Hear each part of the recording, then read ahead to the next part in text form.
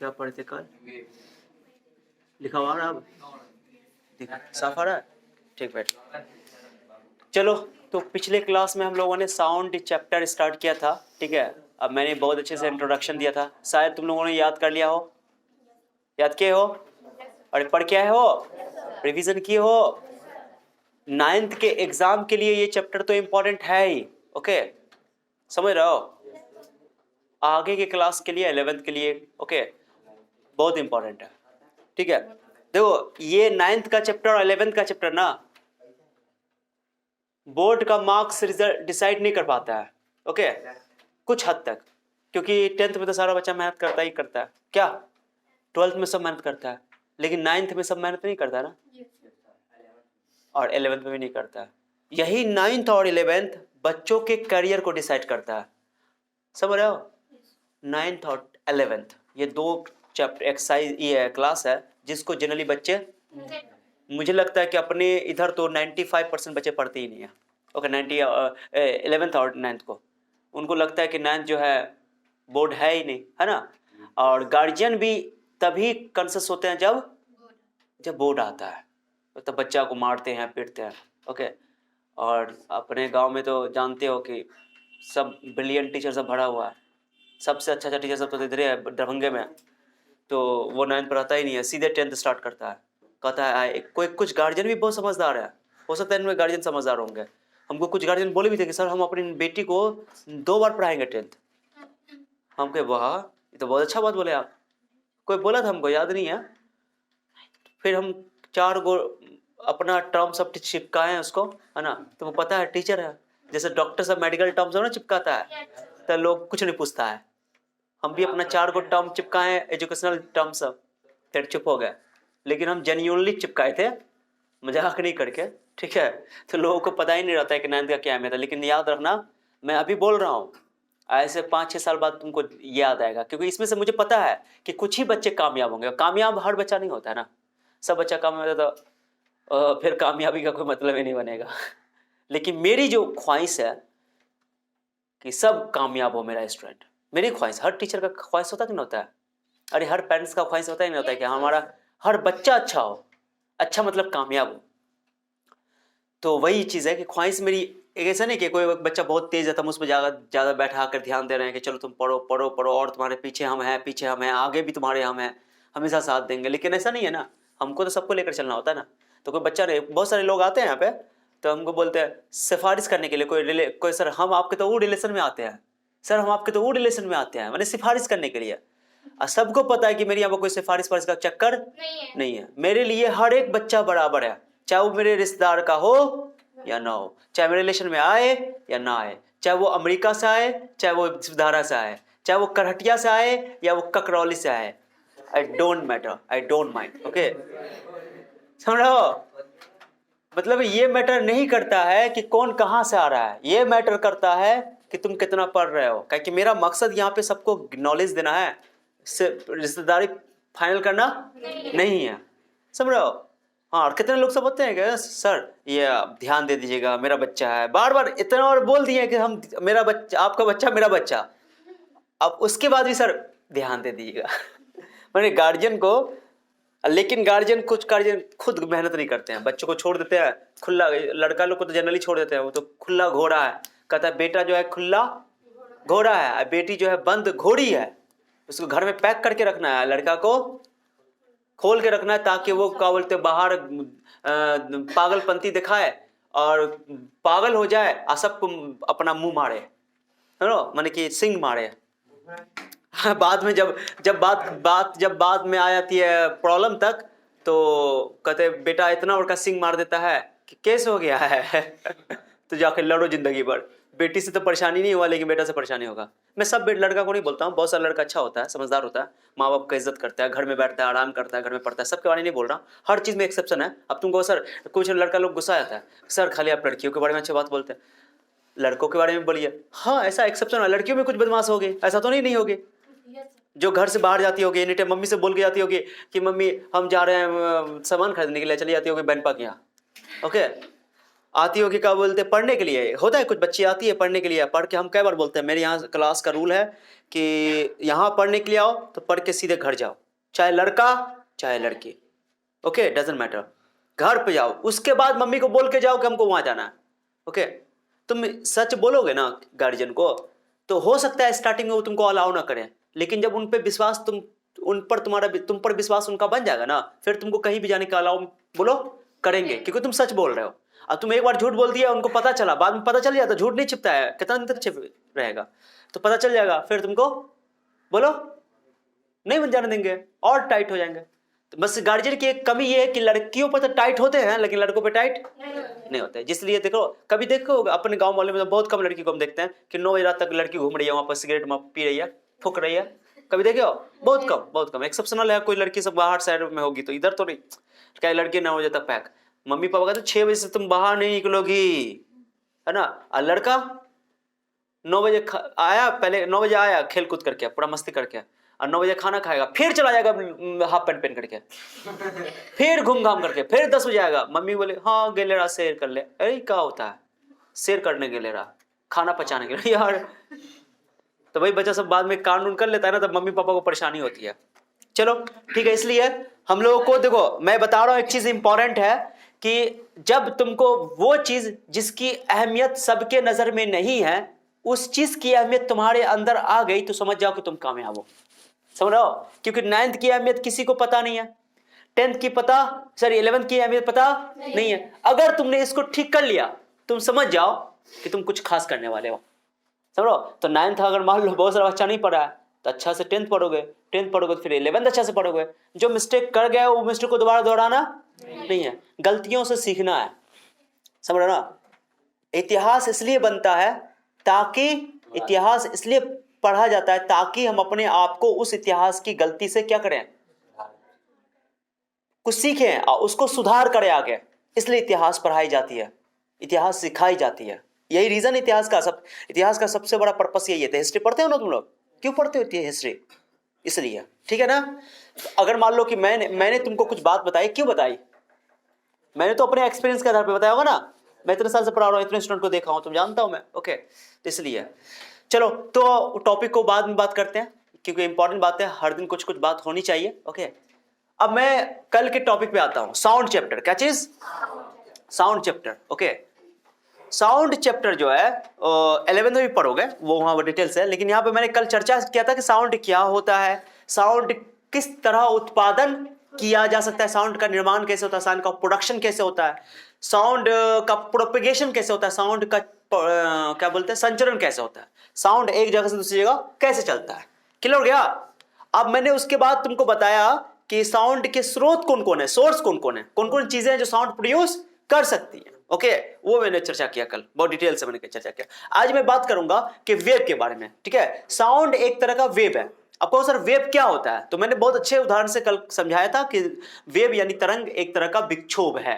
कल मैंने बताया था, बहुत डिटेल से हम लोगों ने चर्चा किया था। मैंने थोड़ी सी गाना भी सुनाई थी, अधूरा कहानी गाना, फिर उसको पूरा किया जाएगा कभी मौका मिलेगा तो, ठीक है। तो तरंग के बारे में कि तरंग एक तरह का क्या है, विक्षोभ है, ओके।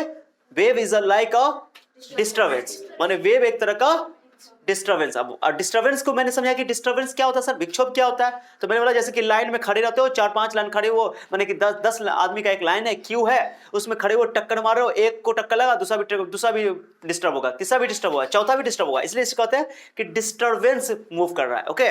तो डिस्टर्बेंस में क्या होता है, एनर्जी मूव करती है, पार्टिकल मूव, पार्टिकल डिस्प्लेस नहीं होता अपनी जगह से, जहां पर है खाली बस अपने पॉइंट के आगे पीछे हो जाता है, हिल जाता है, एक बार ऐसे हुआ फिर वापस आ गया, क्या डिस्प्लेस होता है, ओके। चलो वेव हो गया।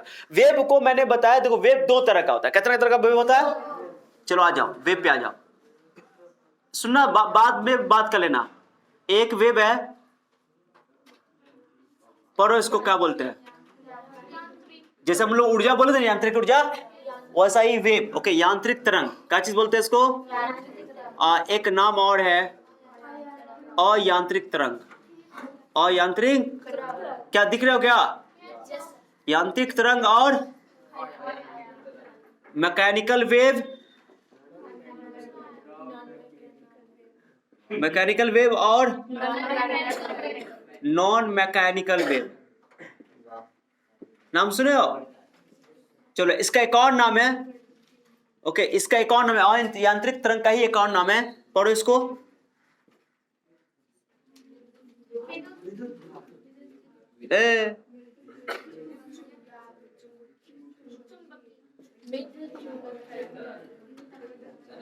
मैं अंग्रेजी में लिख रहा हूं।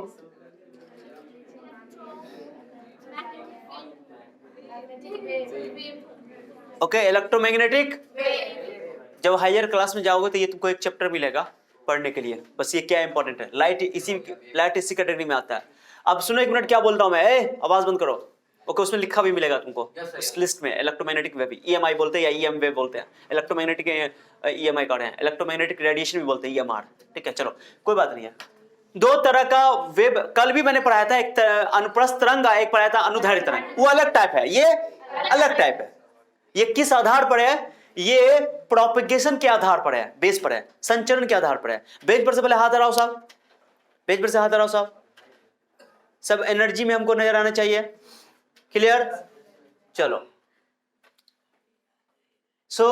मैंने क्या बोला, दो तरह का तरंग हो गया। ये तरंग के प्रोपेगेशन के आधार पे बनाया गया है तरंग। ओके, माने कि कैटेगरी बनाया गया कि किस तरह का तरंग, ये कौन सा तरंग है जिससे जो किस मीडियम से पास कर सकता है, किस मीडियम से पास कर सकता है, इस आधार पे। तो देखो, यांत्रिक तरंग वे तरंगे होती हैं जो जिनके लिए कोई द्रव्यात्मक माध्यम की आवश्यकता नहीं होती है।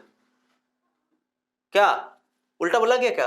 नहीं, उल्टा हो गया वो। यानी कि इसके लिए द्रव्यात्मक माध्यम की आवश्यकता होती है, जैसे कि मैंने साउंड वेव बताया था ना, वो उसमें। और अयांत्रिक तरंग के लिए कोई माध्यम की आवश्यकता, कोई द्रव्यात्मक माध्यम की आवश्यकता नहीं है। माने ये हर माध्यम से गुजर सकता है। ये अभी मैं अंतर लिखा देता हूं एक साथ, डेफिनेशन, चिंता नहीं करो। और ये जो है, बोलो, इसके लिए माध्यम की आवश्यकता है, माने ये द्रव्यात्मक माध्यम की आवश्यकता है। साउंड वेव है ना, मैंने बोला ना, साउंड वेव यानी कि ध्वनि तरंगे निर्वात से होकर के, यानी कि वैक्यूम से होकर के पास नहीं कर पाता है। ओके, उसके लिए द्रव्यात्मक माध्यम यानी कि मटेरियल मीडियम की आवश्यकता होती है। बट इनके लिए मटेरियल मीडियम की आवश्यकता नहीं है, ये किसी से होकर पास कर सकते हैं। जैसे लाइट वेव, प्रकाश तरंगे को कोई माध्यम की आवश्यकता नहीं है, किसी भी माध्यम से बोलो गुजर सकता है। क्लियर? क्या वो हवा से भी गुजर सकता है, वो निर्वात से भी कर सकता है, ठोस से भी गुजर सकता है, सॉलिड से भी गुजर सकता है। ठीक है, हाँ, आर पार होगा कि नहीं होगा वो अलग बात है। ठीक है, लेकिन जो तरंग का जो चल रहा है वो चल सकता है, कोई भी नहीं, इसको मटेरियल मीडियम की कोई आवश्यकता नहीं। तो परिभाषा समझ में आ गया। मैं इसको क्या करता हूं कि अंतर के तौर पे, डिफरेंस के तौर पे यहां पे लिख देता हूं, तुम्हारा क्वेश्चन बन जाएगा, आंसर भी हो जाएगा। ठीक है, एक साथ कंसेप्ट भी हो जाएगा, एग्जांपल भी हो जाएगा। ओके, वो जो मैंने पढ़ाया था ट्रांसवर्स वेव और लॉन्गिट्यूडनल वेव, उसको अलग टाइप में बांटते हैं। ठीक है, वो भी आएगा। चलो, तो पहले क्या करते हैं कि एक लाइन पढ़ो, वीडियो पॉज करो, उसका हम नोट करते हैं, दोबारा समझा देंगे।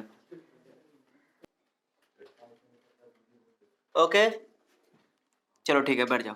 देखो तो, यांत्रिक तरंगे यानी कि मैकेनिकल वेव्स, कौन वेव्स? और अयांत्रिक तरंगे यानी कि नॉन मैकेनिकल वेव्स।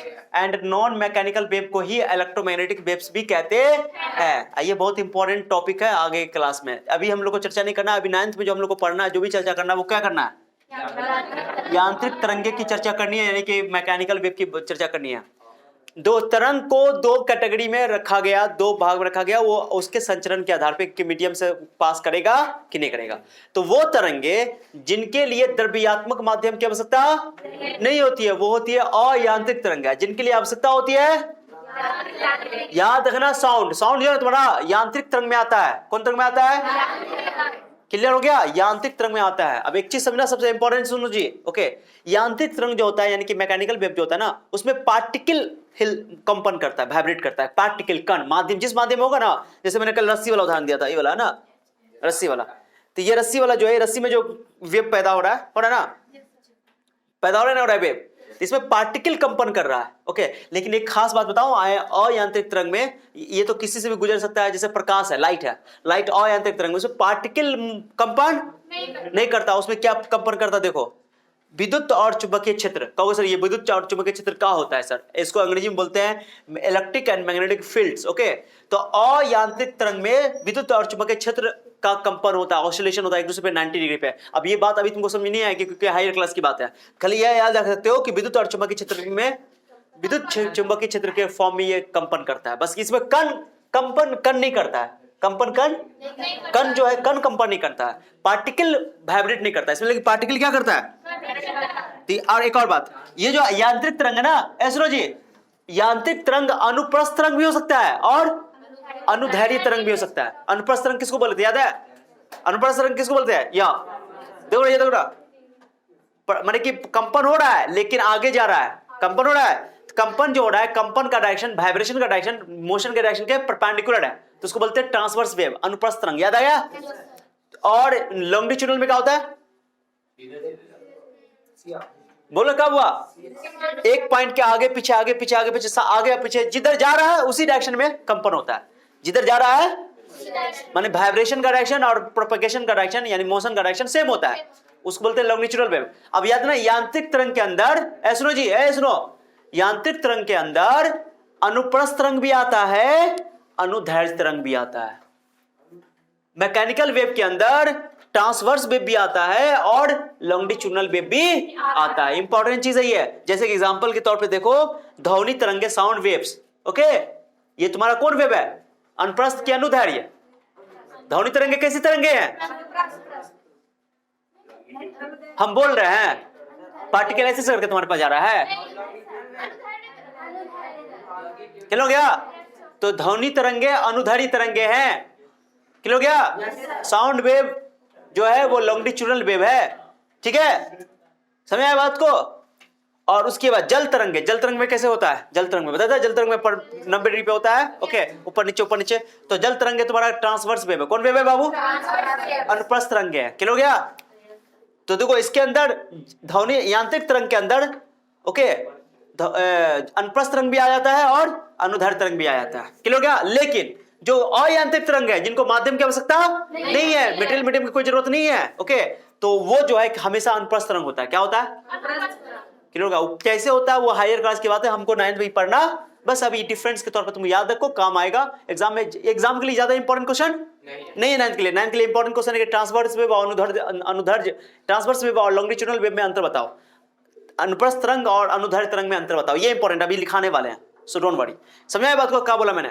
ओके, तो यांत्रिक तरंग के अंदर कौन सी आता है बताओ? अनुप्रस्थ तरंग भी आ जाता है और ट्रांसवर्स वेव भी आ जाता है और लॉन्गिट्यूडनल वेव भी आ जाता है। क्या हो गया? ट्रांसवर्स वेव में क्या बोलते हैं? ये जो 90 डिग्री पे जाएगा, ये 90 रस्सी वाला जो है 90 डिग्री वाला, ओके, ऊपर नीचे आगे जा रहा है, ओके। और ये जो ध्वनि तरंग है वो लॉन्गिट्यूडनल है, आगे पीछे बनी उसी डायरेक्शन में जा रहा है, क्या हो गया ना? तो दोनों आ जाता है। इसमें पार्टिकल वाइब्रेट करता है। कौन क्या करता है? ये रस्सी, ये मान लो ये रस्सी है, ओके, ये रस्सी में ये पार्टिकल वाइब्रेट कर रहा है, पार्टिकल। लेकिन अयांत्रिक तरंग में पार्टिकल की बात नहीं, कोई और चीज होता है, उसको विद्युत क्षेत्र और चुंबकीय क्षेत्र बोलते हैं, वो अलग बात है, बाद में पढ़ना उसको, ठीक है। तो मैंने लिख दिया। तो इसके लिए द्रव्यात्मक माध्यम की आवश्यकता होती है, उसके लिए नहीं होती है। ये अनुप्रस्थ या अनुदैर्घ्य तरंग हो सकती है, ये केवल इसमें माध्यम के कण कंपन करते हैं, लेकिन इसमें माध्यम के कण कंपन नहीं करते। ये भी लिख सकते हो तुम, 9th क्लास में चल जाएगा। लेकिन बोलो विद्युत चुंबकीय और चुंबकीय क्षेत्र कंपन का होता है, माने चुंबकीय क्षेत्रों का कंपन होता है, ठीक है। इसकी चाल कम होती है। इसकी चाल क्या होती है? इसकी स्पीड बहुत कम होती है। साउंड की वेव जानते हो 20 डिग्री सेल्सियस 340 मीटर पर सेकंड होता है, बहुत कम स्पीड है, ओके। लेकिन लाइट के जो अयांत्रिक तरंग है उसकी जो स्पीड है, जैसे लाइट की स्पीड जानते हो इसमें वैक्यूम में, निर्वात में सब 3 × 10⁸ मीटर पर सेकंड होता है। इतना ज्यादा स्पीड, कितना जानते हो? 3 × 10⁸ का मतलब 3 लाख किलोमीटर पर सेकंड। कितना? 3 लाख किलोमीटर। एक सेकंड में 3 लाख किलोमीटर चलेगा। कितना लाख? 3 लाख। लाइट एक सेकंड में इतना, तब तो देखो सुबह होता है जल्दी, कहां कितना दूर सूरज है, वहां से इतना जल्दी प्रकाश यहाँ पे पहुंच जाती है। और साउंड का स्पीड बहुत कम होता है, 344 मीटर पर सेकंड, ओके, बहुत कम होता है। एक सेकंड में 344 मीटर चलेगा, इतना स्लो है। तो लाइट के कंपैरिजन उसका स्पीड क्या है? कम। हाँ चलो, तो ये उसके बाद उदाहरण दे दिया मैंने, सब कुछ हो गया। अंग्रेजी वाले बच्चे लिख लो तो, अंग्रेजी एक बार, जो बच्चे हिंदी वाले वो याद करो, एक बार रिपीट करो क्वेश्चन को, पढ़ो। चलो अंग्रेजी वाले बच्चे लिखो, mechanical waves, non mechanical waves. Non mechanical wave को इलेक्ट्रोमैग्नेटिक वेव्स भी बोलते हैं। चलो लिखो तो, इट रिक्वायर, देखो ना, इट रिक्वायर्स, देखो जी, it requires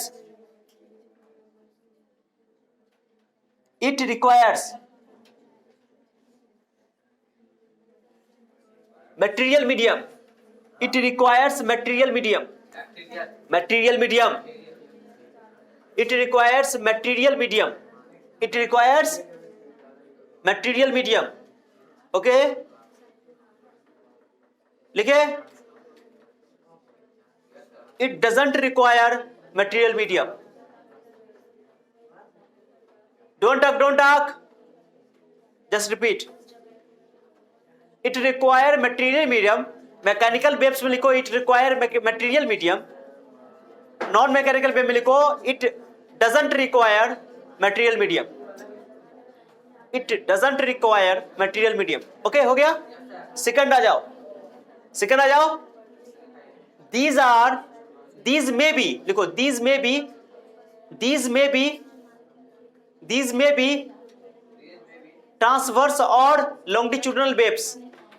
These may be transverse or longitudinal waves. These may be transverse or longitudinal waves. Longitudinal waves पढ़ा दिया था मैंने.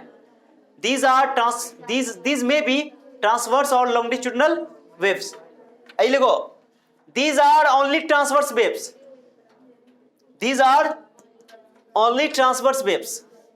These are only transverse wave. लिख लिया लड़का. These are only transverse waves. लिख लिया रे बाबू. लिखा? ओके चलो. थर्ड आ जाओ.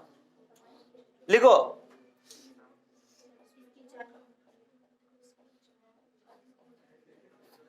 In this wave लिखो. In this wave बहुत सवेरे आ गए हो जी. In this wave पीछे क्यों होने लगती है तुम्हें? In this wave लिखे particle of the medium. In this waves particle of the mediums लिखो. particle of the medium are vibrating. In this waves particles of the medium are vibrating. vibrating मतलब कंपन करना. In this waves particles of the medium are vibrating. लिखो. इसमें लिखो. In this waves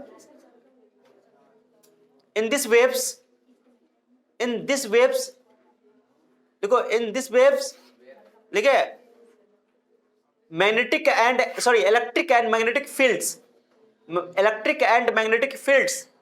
electric and magnetic fields. Electric and magnetic fields लिखे are vibrating. लिख लिए. In this waves electric and magnetic fields are vibrating. चलो 4 number लिखो. ठीक है. लिखो. These have low speed, these have high speed. Write fast. These have low speed and these have high speed. These have low speed and these have high speed. लिखे. These have high speed. These have low speed, these have high speed. Bracket में लिख दो. इसमें देखो यहाँ पे ई वाला में नॉन मैकेनिकल वेव में यहाँ पे लिख दो these have high speed. लिखो ना. ब्रैकेट में लिख दो in vacuum. लिखो in vacuum ब्रैकेट में. In vacuum 3 into 10 to the power 8 meter per second. 3 into 10 to the power 8 meter per second. Clear हो गया? हो गया जी? ओके. एग्जाम्पल लिखो. Example sound waves. एग्जाम्पल लिखो 5 नंबर में. Sound waves, water waves, sound waves, water waves, etc.. इतना लगा दो काफी है. Sound waves, water waves, etc.. लिख लिया? इसमें लिखो light waves, radio waves, light waves, radio waves, light waves, radio waves, etc.. लिख लिया? हो गया जी? हम लोगों को जो 9th में सिलेबस है, 9th में कौन सिलेबस है? यांत्रिक तरंगे पढ़नी है, जिनके लिए द्रव्यात्मक माध्यम की आवश्यकता होती है। अब साउंड के बारे में इंपॉर्टेंट बात याद रखना कि साउंड एक यांत्रिक तरंगे हैं। ओके, साउंड क्या है? दोनों में सबसे बड़का अंतर समझते हो, इसमें पार्टिकल कंपन करता है, इसमें पार्टिकल कंपन, ये बात याद रखना बस। माध्यम के कण कंपन करते हैं, हाँ इसमें माध्यम के कण ऐसे भी कंपन कर सकते हैं, माने कि मोशन के परपेंडिकुलर भी कंपन कर सकते हैं, आप मोशन के डायरेक्शन में भी कंपन कर सकते हैं। तो जब ऐसे करेगा तो ट्रांसवर्स, ऐसे करेगा तो लॉन्गिट्यूडनल। ओके, तो ये ट्रांसवर्स और लॉन्गिट्यूडनल हो सकता है, और ये जो है केवल ट्रांसवर्स होता है। तो इसके बारे में हम लोग को डिटेल से पढ़ना नहीं है। चलो अब हम लोग कल क्या करते हैं कि हम लोग क्या करते हैं कि इसको अनुप्रस्थ तरंग और अनुदैर्ध्य तरंग में अंतर लिख लेते हैं। ठीक है, पहले बताओ ध्वनि तरंग कैसा तरंग है, बताओ। Sound waves are the mechanical waves. Okay, and अब बताओ ध्वनि तरंग के अगर अनुप्रस्थ और अनुदैर्ध्य बोले तो कैसा है, बताओ। अनुदैर्ध्य तरंग। क्लियर हो गया? क्लियर हो गया? तो ये जो तरंग का प्रकार है ना, तरंग का प्रकार, ये तरंग का प्रकार है माध्यम की आवश्यकता पड़ती है कि नहीं पड़ती उस आधार पर। ठीक है, और हम लोग अभी पढ़ेंगे तरंग गति के प्रकार, तरंग गति के प्रकार कि अनुप्रस्थ वेव मोशन का टाइप कि ट्रांसवर्स होगा, परपेंडिकुलर होगा डायरेक्शन कि उसी डायरेक्शन में होगा। क्लियर हो गया? तो उसको बात करते हैं। हम लोग क्या करते हैं अभी अनुदैर्ध्य तरंग और अनुप्रस्थ तरंग में अंतर लिख लेते हैं, एग्जाम में बहुत पूछा गया है। ओके चलो वीडियो पॉज करो, करते हैं। अनुप्रस्थ तरंग क्या बोल रही हो भाई? तो बोला मैंने कि लाइट जो है अनुप्रस्थ तरंगे हैं। दो बातें पूछी जाएंगी कि तुमको कौन सा तरंग है, प्रकाश तरंग। 12th में एग्जाम में आता है क्वेश्चन। ओके, तो अनुप्रस्थ तरंग बोलोगी या बोलोगे क्या? दोनों से चलेगा। कंपन होता है लेकिन पार्टिकल कंपन, यही ना मैंने बताया कि दोनों में क्या अंतर है। कि एग्जाम्पल देखो क्या लिखा हुआ है, किसमें मैंने लिखा? प्रकाश तरंगे, किसमें लिखा? अयांत्रिक तरंग ना। तो प्रकाश तरंगे जो है, प्रकाश तरंगे तुम्हारा अयांत्रिक तरंग है। एक तो ये बात हुआ क्योंकि उसमें पार्टिकल कंपन नहीं करता है। क्लियर हो गया? अब क्यों, इसका रीजन डिटेल से हायर क्लास में पढ़ोगे। ये और प्रकाश तरंग में क्या चीज कंपन करता है ये समझो, क्या लिखा हुआ है बताओ। विद्युत और चुंबकीय क्षेत्र, इलेक्ट्रिक एंड मैग्नेटिक फील्ड्स। आप कहो सर विद्युत चुंबकीय क्षेत्र क्या होता है, इसको डिटेल से आगे क्लास में पढ़ोगे। ठीक है, हायर क्लास में। तो अब इसलिए ना कहा हमारे सिलेबस में ये पढ़ना अभी क्लियर हो गया। एग्जाम में पूछेगा तुमको 9th क्लास में यही क्वेश्चन आएगा कि बताओ ध्वनि तरंगे कैसी तरंगे, तो क्या बोलोगे? प्रकाश तरंगे कैसी है? फिर ध्वनि तरंगे को कौन तरंग है, अनुप्रस्थ की अनुदैर्ध्य है? अनुदैर्ध्य है। प्रकाश तरंगे कैसी है? क्योंकि जो भी यांत्रिक तरंगे होंगी वो अनुप्रस्थ तरंगे होंगी। क्लियर हो गया? क्या कोई डाउट? तो तुम बोल सकते हो प्रकाश तरंगे अनुप्रस्थ तरंगे हैं, या ये बोल सकते हो प्रकाश तरंगे जो अयांत्रिक तरंगे। दोनों बात चलेगा। क्लियर? दोनों चीज है इसके अंदर। क्लियर? तो इसको मिटाओ क्या? चलो वीडियो पॉज करो बाबू। चलो हम दोनों में अंतर कर लेते हैं। बोलती हो लेकिन बहुत काम की बात बोलती हो कभी कभी। ओके चलो ठीक है, बैठ जाओ। तो देखो अनुदैर्ध्य तरंग और अनुप्रस्थ तरंगे, longitudinal waves and transverse waves. Okay सुनो, अंग्रेजी वाले बच्चे तैयार है ना लिखना। ओके, इसमें माध्यम के कण तरंग की दिशा में कंपन करते हैं। तरंग की दिशा में देखो यार आगे जा रहा है, तरंग की दिशा इधर जा रही है, कंपन भी जैसे ध्वनि तरंग है, साउंड वेव्स। ओके, ये तुम्हारा लॉन्गिट्यूडिनल वेव है। कौन वेव है? ओके बताया था। और इसमें क्या होगा बताए थे, एक जगह डेंसिटी ज्यादा होगा, एक जगह डेंसिटी ज्यादा होगा, एक जगह डेंसिटी। जहां पे डेंसिटी ज्यादा होगा उसको बोलेंगे कंप्रेशन। क्या बोलेंगे? कंप्रेशन यानी कि विरलन, कंप्रेशन यानी संपीड़न। और जहां पे हटा रहेगा, डेंसिटी कम रहेगा, उसको बोलेंगे रेरफैक्शन, उसको बोलेंगे विरलन। क्या बोलेंगे? तो सी और आर। ठीक है। और इसमें जो क्या होता है कि इसमें माध्यम के कण देखो कैसे करेगा, तो हम मेरा हाथ को देखना, हाथ को देखना, समझ रहे हो? आगे जा रहा है लेकिन परपेंडिकुलर जा रहा है। कैसे जा रहा है? तो कंपन, पार्टिकल कंपन तो कर रहा है, कंपन कर रहा है। ओके, वाइब्रेटिंग कर रहा है, वाइब्रेशन कर रहा है लेकिन जा रहा है आगे। तो मैंने कि तरंग गति की दिशा के परपेंडिकुलर डायरेक्शन में ये हो रहा है, कंपन हो रहा है, वाइब्रेशन हो रहा है या ऑसिलेशन हो रहा है, जो बोल दो। ठीक है, तो इसको बोलेंगे अनुप्रस्थ तरंगे। ओके, अब एक चीज समझना, इस तरंग को, अनुदैर्ध्य तरंग को ठोस में भी पैदा किया जा सकता है, द्रव में भी, और गैस में भी पैदा किया जा सकता है। हवा से, तब तो हवा में गैस पैदा हो रहा है, देख रहे हो, तरंग ध्वनि का भी बोल सकते हो। लेकिन इस तरंग को, अनुप्रस्थ तरंग को तुम पैदा कर सकते हो, उत्पन्न कर सकते हो किस में? ठोस में उत्पन्न कर सकते हो, द्रव में कर सकते हो, द्रव में भी, द्रव के सतह पर, द्रव के अंदर नहीं कर सकते हो, द्रव के सतह पर कर सकते हो, उसके सरफेस पे कर सकते हो, लिक्विड के सरफेस पे कर सकते हो। ठीक है, सॉलिड में हो सकता है, लिक्विड में हो सकता है, लेकिन उसके क्या बोलते हैं, लिक्विड के सरफेस पर होगा। जैसे पानी में तरंग पैदा करते हैं तो अंदर थोड़ी पैदा होगा, ऊपर ना पैदा होगा। लेकिन गैस में ये पैदा नहीं होगा। गैस में अगर होगा तो कौन तरंग होगा? क्लियर हो गया? मैंने बोला। उसके बाद उदाहरण याद रखना, ऐसे तरंगे संपीड़न विलन के रूप में होती है। तो अंग्रेजी वाले बच्चे लिखो तो जल्दी, जो बच्चा पढ़ लिख चुके हिंदी में वो याद करो 2-3 बार, ये बहुत इंपॉर्टेंट क्वेश्चन। लिखो तो अंग्रेजी वाले बच्चे लिखो, जल्दी लिखो, लिखो लिखो इन दिस वेव, लिखो ए सुनो, लिखो इन दिस वेव्स, लिखो in this waves, in this wave, नहीं बोलो नहीं, आवाज नहीं करो। In this wave, okay, particles of the medium, particles of the medium, particles of the medium, particles of the medium are vibrating, particles of the medium are vibrating, are vibrating, लिखे लिखे, in the direction of motion, in the direction of, in the direction of, in the direction of, in the direction of wave, in the direction of wave, only in the direction of motion of wave, in the direction of motion of wave, in the direction of motion of wave। फिर से सुन लो, in this way, in this wave the particles of the medium are vibrating in the direction of motion of wave, in the direction of motion of wave। Clear हो गया? चलो इसमें लिखो, in this wave, लिखो ना same same, in this wave particles of the medium, particles of the medium are vibrating, are vibrating, are vibrating perpendicular to the direction of motion of wave, are vibrating perpendicular to the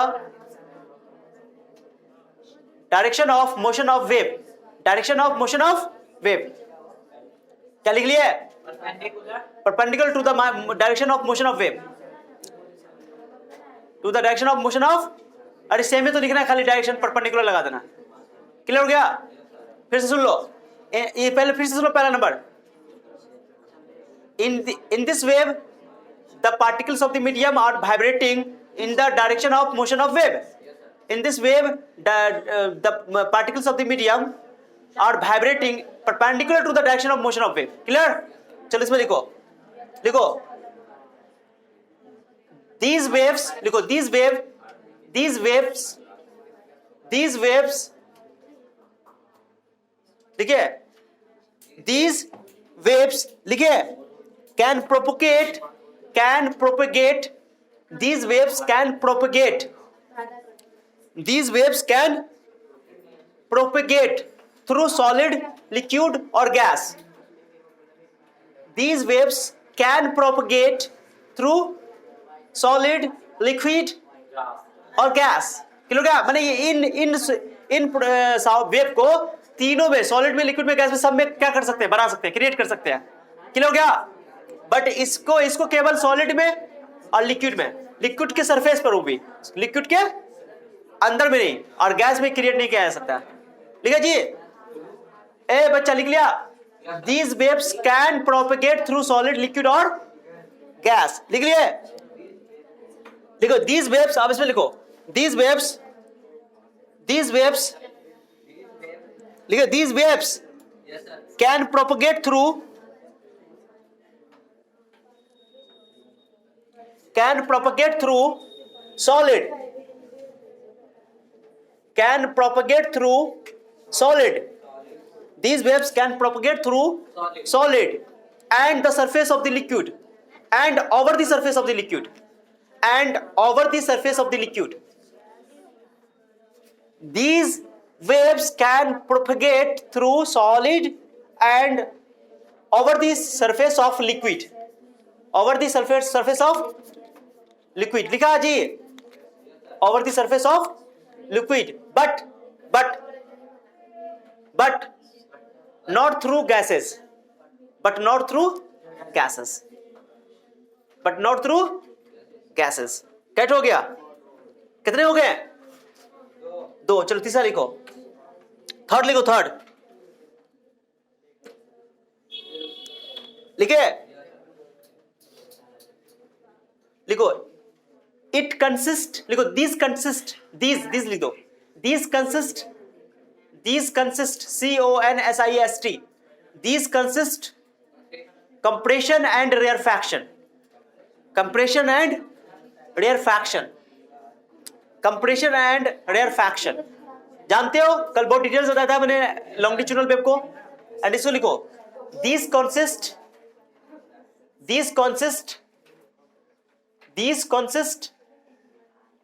crest and trough. Crest and trough. जो याद करो, सुनो मैंने इसे बनाया था. ये सटा हुआ है, डेंसिटी ज्यादा है, इसको मैंने कंप्रेशन बोला था. इस यहाँ फिगर भी तुम बना सकते हो अगर चाहो तो, इसमें अच्छा रहेगा. चार्ट बना दिया, यहाँ चार्ट हटा दो ऐसे करके. और या फिर ये सी हो गया, ये आर हो गया, ये सी हो गया. क्लियर हो गया. और डायरेक्शन ऐसे होगा, ये तो ऐसे आगे पीछे को बोलते हैं टू एंड फ्रो. आगे पीछे. और यहाँ पे क्या होगा बताओ, यहाँ पे क्या होगा, क्रेस्ट एंड ट्रफ में कुछ में होगा. ऊपर वाले को क्रेस्ट बोलते हैं, ऊपर वाले हिस्से को, इस पूरे हिस्से को क्या बोलते हैं, क्रेस्ट. नीचे वाले हिस्से को क्या बोलते हैं, ट्रफ. ओके, ये क्रेस्ट आगे फिर ट्रफ. क्या समझ आ गया? अरे समझे कि नहीं? अब पार्टिकल का वाइब्रेशन कैसे होगा देखो या कैसे होगा. आज जाएगा किधर, वेव किधर जाएगा, फिगर बना लो. परपेंडिकुलर होगा. फिगर बनाना तो बना लो फिगर. क्लियर हो गया? लिख ले जी. This consist compression and rarefaction. This consist crest and trough. चलो एग्जांपल लिखो, 4 नंबर में एग्जांपल लिखो जल्दी. Example sound waves etc. And इसमें एग्जांपल लिखो वाटर वेव्स इटीसी. चलो इटीसी. फिगर बना लो, फिगर ज्यादा क्लियर होगा. हाँ फिगर बना ना. ये आगे पीछे करेगा. यहाँ पे दो, इसको टू एंड फ्रो मोशन कहते हैं. आगे पीछे, टू और fro motion, to and fro, आगे पीछे. और यहाँ पे क्या होगा तुमको कि परपेंडिकुलर में कंपन होगा, ऑसिलेशन होगा. परपेंडिकुलर जाएगा उधर, मोशन वाइब्रेशन होगा परपेंडिकुलर. फिगर बना लो. जहां पे डेंसिटी ज्यादा उसको कंप्रेशन और रेरफैक्शन. इसमें क्या है, ऊपर वाला हाईएस्ट वाले पॉइंट को बोलोगे, हाईएस्ट पॉइंट को बोलोगे क्रेस्ट, इसको बोलोगे ट्रफ. माने ऊपर वाला हिस्सा को बोलोगे क्रेस्ट, नीचे वाले हिस्सा को बोलोगे ट्रफ. इतना बोलते हैं ऊपर वाले को. ठीक है, चलो बना लो.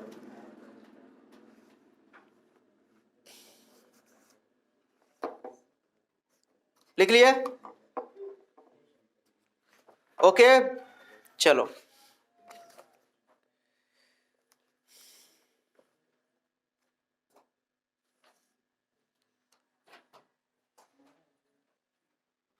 एक क्वेश्चन मैं तुम लोग को दे रहा हूं, ठीक है. ये सबसे इंपॉर्टेंट क्वेश्चन है 9th क्लास के लिए. 9th क्लास के लिए. इससे पहले वाला मैंने जो यांत्रिक तरंग यानी कि मैकेनिकल वेव और नॉन मैकेनिकल वेव में जो डिफरेंस बताया वो ज्यादा इंपॉर्टेंट नहीं है, लेकिन वो भी याद कर लेना, ये भी याद कर लेना. ये सबसे ज्यादा इंपॉर्टेंट है. हो गया ये बेटाओ. एक छोटा सा टॉपिक और है, तुम बताता हूं. अगर तुमसे क्वेश्चन पूछे बेटाओ इसको क्या हो गया सबको. चलो एक और अंतर मैं बता रहा हूं. तुमको पूछा जाएगा क्वेश्चन में कि बताओ लाइट वेव में और साउंड वेव में क्या डिफरेंस है. अंतर बता सकते हो? अरे बता सकते हो? लाइट वेव और साउंड वेव में डिफरेंस बहुत अच्छा सा अंतर बता सकते हो. तुम लोग जवाब दोगे. रुको पहले हम यहाँ पर लिख देते. पहले नाम बोलो. एक और अंतर में लिख रहा हूं. बोलो लाइट वेव और साउंड वेव. लाइट वेव और साउंड वेव. मैंने पहले लिख देता हूं साउंड वेव्स. साउंड वेव्स का मतलब ध्वनि तरंगे. कौन तरंगे? ध्वनि तरंगे. अभी मत लिखना, मैं बोल रहा हूं. ये सब तुम लोग घर से लिख के लाओगे. उसका मैं लिख रहा हूं प्रकाश तरंगे या रेडियो तरंगे भी बोल देगा तो कोई दिक्कत नहीं है. सब एक ही कैटेगरी में आता है. रेडियो तरंगे, टीवी तरंगे. ओके. साउंड वेव्स और लाइट वेव्स, ये एग्जाम में आ जाता है क्वेश्चन. ठीक है जी, ये क्वेश्चन एग्जाम में आ जाता है. एग्जाम्पल सुनो, इस सीरियल लिख देता हूं, एग्जाम्पल कर रहा हूं. अब बताओ सबसे पहला अंतर क्या है. सुनो कौन बताएगा पहला अंतर बताओ. ध्वनि तरंग और साउंड. ये यांत्रिक तरंगे और ये या विद्युत चुंबकीय तरंगे. सबसे बड़ा अंतर हो गया. कितना अच्छा बोल दिया कि ये यांत्रिक तरंग है, ये अयांत्रिक तरंग है. याद हो गया? ये तुम्हारा एक मैकेनिकल वेव है, ये नॉन मैकेनिकल वेव है, या इसको भी बोल सकते हो इलेक्ट्रोमैग्नेटिक वेव है. क्या है? विद्युत चुंबकीय तरंग है. कोई दिक्कत? अब इसका मतलब कि यांत्रिक तरंग, इसको माध्यम की आवश्यकता होती है, इसको माध्यम की आवश्यकता. खुल्लम खुल्ला दो अंतर हो गया. रटने की जरूरत. तीसरा हो गया, 2 हो गया. चलो तीसरा बोलो. तीसरा सोचो, जल्दी सोचो, जल्दी सुनो. हाँ, ये वैक्यूम से नहीं गुजर सकता, लेकिन ये वैक्यूम से तीन ठो अंतर हो गया। पहला अंतर बताओ, ये यांत्रिक तरंग है, मैकेनिकल वेव है, ये अयांत्रिक तरंग है, नॉन मैकेनिकल वेव है। दूसरा ये माध्यम, इसको माध्यम की कोई आवश्यकता होती है, माध्यम की आवश्यकता होती है, इसको माध्यम की आवश्यकता ओके। और उसके बाद ये वैक्यूम से नहीं गुजर सकता, लेकिन ये वैक्यूम से खुल्लम खुल्ला। तीन अंतर हो गया। चौथा अंतर स्पीड का, स्पीड बना। स्पीड में क्या है बताया था मैंने, ध्वनि तरंगें जो होती है 344 मीटर पर सेकंड से स्पीड से चलती है एयर में। ओके, एयर में बोलो। टेम्परेचर फिक्स होता है, टेम्परेचर पर डिपेंड करता है, ये बात करेंगे बाद में। और ये 3 × 10⁸ मीटर पर सेकंड स्पीड हो गया ना। स्पीड बहुत स्पीड है इसका, इसलिए तुम देखते हो ना साउंड की स्पीड बहुत कम होती है। ओके, साउंड की स्पीड मीडियम पे डिपेंड करता है, बताऊंगा कैसे, और लाइट की स्पीड भी। तो सुनो ये है, सुनो, एयर में सबसे ज्यादा स्पीड जो है वो साउंड से ज्यादा लाइट की है। लाइट की 3 लाख किलोमीटर पर सेकंड करीब करीब माना जाता है, ठीक है, वही वैक्यूम के ही बराबर होता है। अब सुनो मैं बता रहा हूं कि देखते हो कभी जब चमकता है बादल, क्वेश्चन तुम्हारा एनसीईआरटी का है कि जब भी बादल चमकता है या क्या बोलते हैं उसको, बिजली चमकती है। क्या चमकती है? जब बिजली चमकती है तो सबसे पहले रोशनी बाद में दिखाई देता है, आवाज उसका ऐसा नहीं होता है, रोशनी पहले दिखता है और आवाज थोड़ा लेट से सुनाई देता है। तो आवाज तो साउंड हो गया, अरे समझा कि नहीं? और रोशनी पहले दिखाई देता है। रोशनी इसलिए पहले दिखाई देता है, समझो, इसलिए कि लाइट की स्पीड बहुत ज्यादा है, तो लाइट पहले पहुंच जाती है हम तक, लेकिन साउंड थोड़ा सा लेट से पहुंचता है हमारे पास। क्लियर हो गया? तो रीजन पूछेगा कि बताओ क्यों ऐसा, बिजली में चमक लेट से आती है लेकिन आवाज उसकी, सॉरी, चमक पहले आ जाती है और उसकी आवाज लेट से आती है। तो रीजन दोगे कि प्रकाश की स्पीड, ओके, प्रकाश की चाल ध्वनि की चाल से बहुत अधिक है। बस रीजन यही है और कुछ नहीं है। क्या समझा गया? अंतर हो गया? कितना अंतर लिख लोगे? लिखो फटाफट, चलो लिखो जल्दी, फटाफट लिखो, वीडियो पॉज करो, लिखो। ओके, तो ये हो गया। देखो साउंड वेव्स और लाइट वेव में डिफरेंस, अंतर देखो यार। ये यांत्रिक तरंगें पता है, दीज आर मैकेनिकल वेव्स, लिख लिए। ये अयांत्रिक तरंगें या विद्युत चुंबकीय तरंगें, ये भी बोल सकते हो, these are non mechanical waves, या ये बोल सकते हो कि दीज आर इलेक्ट्रोमैग्नेटिक वेव्स। चलो, दीज आर यानी कि ध्वनि तरंगें जो होती है, these are longitudinal waves, okay, these are transverse waves, good, okay, these can not propagate through vacuum. देखो, these can not propagate through, लिख लिया, these can not propagate through vacuum, these can propagate through vacuum, माने ये पास कर सकता है vacuum से, लेकिन ये पास तब तो लाइट, देखो लाइट पड़का, लाइट कहां है? सूरज से रोशनी आ रही लाइट, तो बीच में तो वैक्यूम भी तो मिलता है, ठीक है, तो वहां से पास कर सकता है। तो this can not propagate through vacuum, this can propagate through vacuum. अब सुनो सुनो, बात नहीं करो, सुनो, these have 344 meter per second speed, okay, at 20 degrees Celsius temperature in air. देखो, these have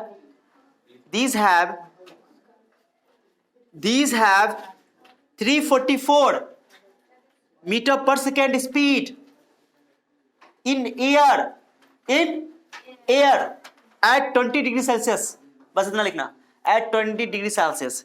These have 344 meter per second speed in air at 20 degrees Celsius. Okay? छूट जाएगा तो कोई दिक्कत नहीं है, जाके वीडियो में देख सकते हो, दोबारा लिख लोगे, कोई दिक्कत नहीं है। फिर देखो, these have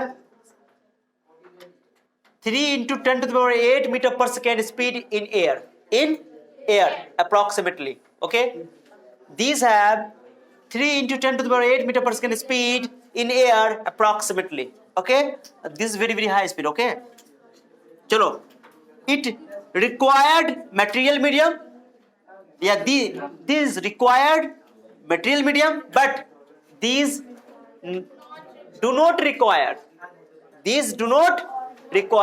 material medium, okay, these required material medium, these do not require material medium. So these are the difference between sound waves and light waves, okay, बहुत इजी है कि नहीं है? चलो, तो आप सुनो मेरी बात को अच्छे से, लिख ले सब बच्चा, याद भी हो जाएगा। आज मैंने कितने टॉपिक पढ़ाए? 3 दिन, 2, यांत्रिक तरंग, अयांत्रिक तरंग, मैकेनिकल वेव और नॉन मैकेनिकल वेव, मैंने डिफरेंस बताया, बहुत समझा दिया अच्छे से। उसके बाद ट्रांसवर्स वेव और लॉन्गिट्यूडनल वेव तो मैंने कल ही पढ़ाया था, उसको मैंने आज डिफरेंस लिखा दिया, और उसके बाद मैंने साउंड वेव और लाइट वेव में क्या लिखा दिया? अंतर लिखा दिया। क्लियर हो गया?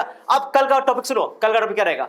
कल का जो टॉपिक है उसमें कल हम लोग पढ़ेंगे, ये जो हम लोग वेव पढ़े हैं ना, वेव के बारे में लोग कुछ टर्म्स अब पढ़ने वाले हैं, उसको बोलते हैं वेव मोशन का कुछ पैरामीटर है, कुछ टर्म्स हैं, जैसे कि टाइम पीरियड पढ़ेंगे, आवर्तकाल, एक फ्रीक्वेंसी पढ़ेंगे, ओके, आवृत्ति पढ़ेंगे, उसका वेव की स्पीड पढ़ेंगे, वेव की स्पीड पढ़ेंगे। तो इन सब 3-4 टर्म को पढ़ने वाले हम लोग कल, और कल थोड़ा मैथमेटिकल होने वाला है, कुछ क्या होने वाला है, थोड़ा न्यूमेरिकल होगा। चलो ठीक है, तो रहने दे आज के लिए। ए बाबा हो गया, इस सबको डेली जाकर क्या करोगे, थोड़ा सा रिवीजन करके आओगे। हो सकता है मैं सुन लूं, अगर नहीं सुना पाओगे तो जितना मस्ती कर रहे हो सारी मस्ती निकाल देंगे हम एक दिन में।